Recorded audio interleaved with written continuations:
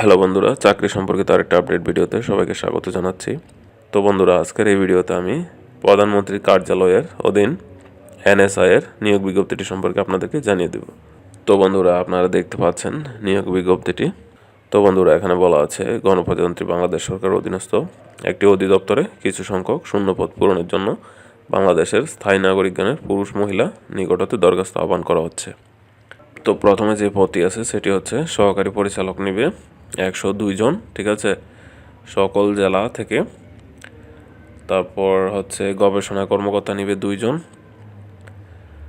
তারপরে 3 নাম্বার আছে সহকারী প্রোগ্রামার, বেতন গ্রেড 9। তারপর 3 নাম্বার আছে সহকারী প্রোগ্রামার, পদ সংখ্যা হচ্ছে 4 জন। তারপরে আছে ফিল্ড অফিসার, এখানে হচ্ছে পদ সংখ্যা 79 জন। তারপরে আছে 5 নম্বরে কম্পিউটার টেকনিশিয়ান নিবে 1 জন। তারপরে রেডিও টেকনিশিয়ান 1 জন, অ্যাকাউন্ট কাম ক্যাশিয়ার নিবে 1 জন। তো তারপর আছে জুনিয়র ফিল্ড অফিসার হচ্ছে 64 জন। তারপর 60 মুদ্রাক্ষরী কাম কম্পিউটার অপারেটর নিবে 4 জন। ফটোগ্রাফার নিবে 2 জন, ওয়্যারলেস অপারেটর নিবে 64 জন। তারপর আছে অফিস অ্যাসিস্ট্যান্ট নিবে 1 জন। তারপর অফিস সহকারী কাম কম্পিউটার মুদ্রাক্ষরিক নিবে 41 জন, ঠিক আছে। তারপর আছে ওয়াসার কনস্টেবল নিবে 570 জন। তারপরে 15 নম্বর আছে ডেসপাস রাইডার নিবে 1 জন, অফিস সহায়ক নিবে 53 জন।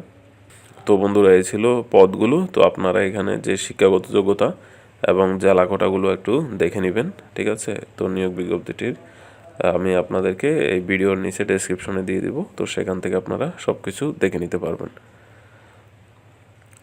তারপর বয়স আপনাকে অবশ্যই 31/12/2020 তারিখে 30 হতে হবে। আর মুক্তিযোদ্ধার পুত্রকন্যা এবং শারীরিক প্রতিবন্ধীদের ক্ষেত্রে 32 বছর, ঠিক আছে। তো আপনাকে এই চাকরিতে আবেদন করতে হবে cnp.teletalk.com.bd এই ওয়েবসাইটের মাধ্যমে।